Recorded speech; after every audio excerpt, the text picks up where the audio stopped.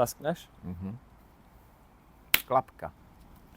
Tak jo, my vás vítáme zase u nás na zahradě.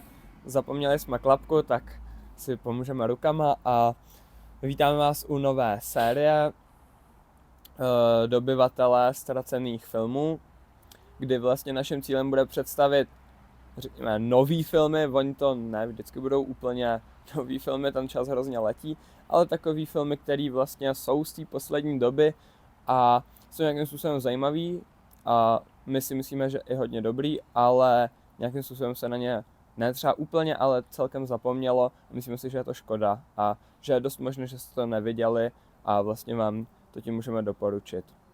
A dneska vykopáváme filmem Jima Jarmusche, jednoho z našich oblíbených režisérů, a je to film Paterson. Jsem si myslel, jak je to jako docela nový film, a on je 2016 a už je to... Ano, já jsem se na to taky zrovna podíval, že to je, že to vlastně... To mě úplně překvapilo. Ano, mě stejně. Ale je to teda film Paterson. Ano, je to, jako jak Tonda mladší řekl, je film Jima Jarmusche, který patří k mým oblíbencům rozhodně. Já ho sleduju od té doby, co v těch 90. letech jsem jezdil do Karlových Varů, tam byly vždycky přehlídky nezávislého filmu, tam jsem na Jarmusche narazil poprvé a pak jsem si dokoukal v podstatě skoro všechny jeho filmy. Myslím, že mi chybí už jenom 2 nebo 1, nevím. Rozhodně Paterson jsem viděl později, právě než v tom roce 2016, viděli jsme ho spolu. A patří k těm takovým klasickým jarmuschovským filmům. Teda jako ne, že by točil nějaký jiný než klasický jarmuschovský. On totiž má takový svůj osobitý styl.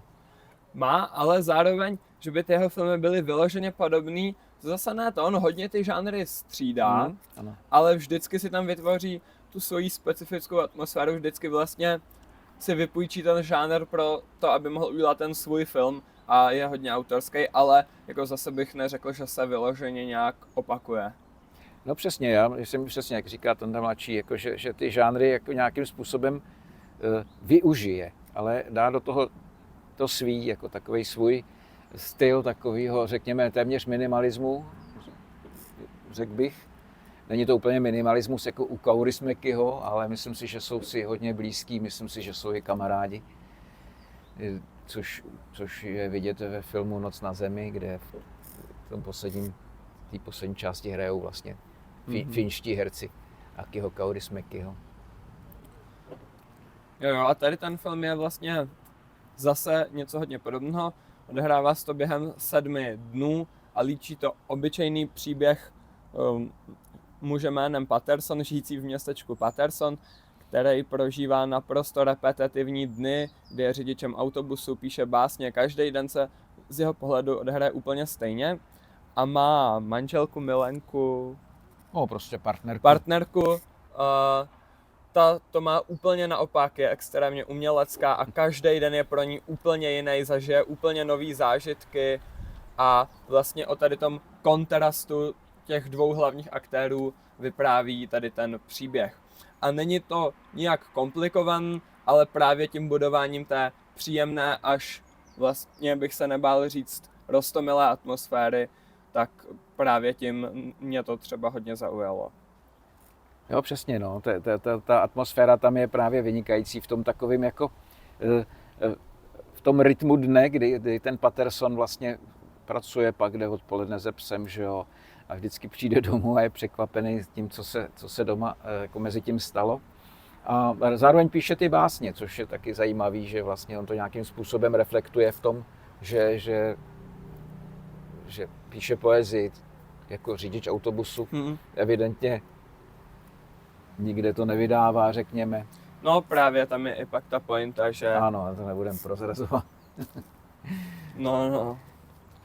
A ten film hodně stojí tím pádem na tom herectví, který je tady hodně úsporné, ale vynikající. V hlavní roli Adam Driver, to je můj velký oblíbenec. A herecky je to hodně dobře zvládnuté, ale herci vlastně nemusí vůbec přehrávat a opravdu hrají tak jako úsporně, což je ale úplně skvělý. Přesně, no, Adam Driver teď patří taky k mým oblíbencům, viděli jsme ho, já ho viděl v několika filmech, teď jsme ho viděli ve Ferrari naposled, což je úplně jiná role, zajímavý. A nebudem teda odbočovat, vraťme se k Pattersonovi. Civilní herectví, krásně zahraný, jako žádný, jak říká Tonda, žádný přehrávání, ale zároveň velice citlivý. Ano, to jsem právě zrovna chtěl říct, že ačkoliv je ten film hodně minimalistický, tak rozhodně není chladný. Ty emoce jsou tam hodně a je to film, který vás opravdu pravděpodobně dojme a vyvolá i jiný emoce, že ty emoce umí vyvolávat, ale nejde to do kýče, ani se o to nějak viditelně nesnaží vyvolat ty emoce, že ty emoce přichází naprosto přirozeně tím filmovým vyprávěním, což je další úplně skvělá věc na tomhle filmu. Přesně, já myslím, že ten Jarmusch to má jako takhle, jako hodně, je to takový jeho styl, že takový úspornejma věcma jako ty emoce vyvolá. Jako. Jo, je vidět, že tady byl ve svém rybníčku, že v tomhle tomu už je naprostej machr po těch spoustě let, co točí a že tohle zvládne úplně bez zaváhání. To jsem si i myslel, ale i tak mě to hodně příjemně překvapilo, ten Patterson. Ano, přesně, no. Já jsem byl taky jako spokojený s tím, že jsem vlastně, jsem ho neviděl v tom roce 2016 nebo 17, kdy to mělo premiéru u nás, nebo kdy se to dalo vidět, ale jsem byl moc rád, že jsme se na to podívali teďko v poslední době, řekněme. Jo, určitě, ono to sice nemá žádné velký ambice, není to můj úplně nejoblíbenější film Jima Jarmusche, ale opravdu ten film pohledí po duši a je takovej hrozně příjemný. Rozhodně doporučujem, jako někde se na něj podívat. Jo, určitě se ten film dá vidět i legálně, takže, takže my rozhodně doporučujeme tady ten film. Myslím si, že si ho užijete, až to budou příjemně stráven 2 hodinky, takže je to určitě jeden z těch filmů, u kterých je škoda, že se na něj vlastně úplně zapomnělo.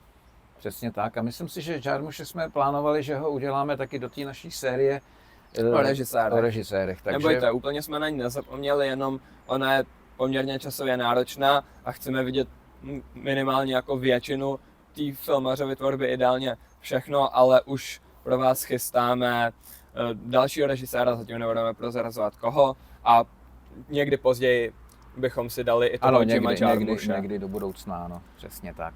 Protože je určitě hrozně zajímavý tvůrce. A náš oblíbený. Takže jeho film Patterson doporučujeme a budeme se na vás těšit zase někdy příště. Tak jo.